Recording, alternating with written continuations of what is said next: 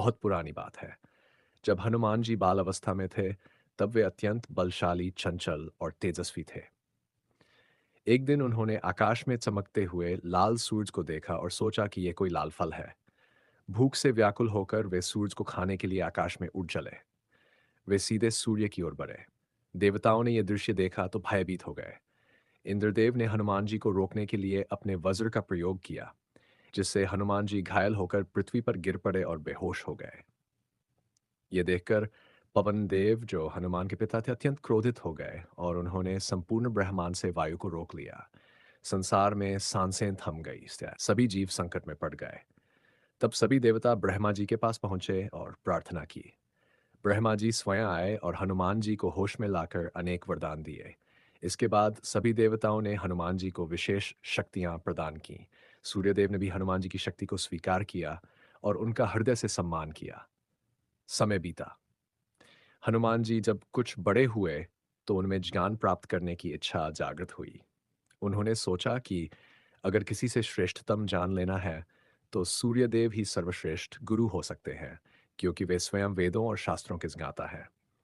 हनुमान जी सूर्यदेव के समीप पहुंचे और प्रार्थना की, हे सूर्यदेव, कृपया मुझे अपना शिष्य बनाइए। मैं आपसे वेद, शास्त्र, व्याकरण और नीति का संपूर्ण ज्ञान प्राप्त करना चाहता हूं। सूर्यदेव ने कहा, वत्स, मैं निरंतर गमनशील हूं। मेरा रथ कभी रुकता नहीं।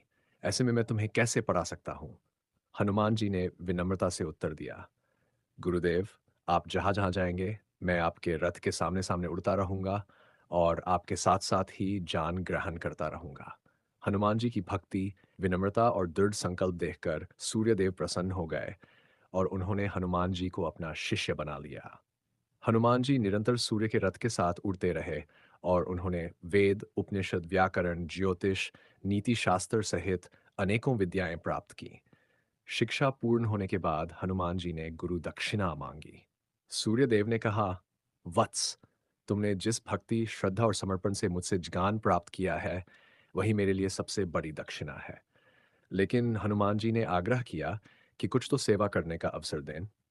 तब सूर्यदेव ने कहा, यदि तुम मेरी बात मानते हो तो मेरी संतान सुग्रीव की सेवा करना। उसका जीवन संकट में है। उसकी सहायता करना ही मेरी सच्ची सेवा होगी। हनुमान जी ने सूर्यदेव की है आज्ञा स्वीकार की और बाद में रामायण में वे सुग्रीव के मंत्री बने और प्रभु श्री राम की सेवा में स्वयं को अर्पित कर दिया।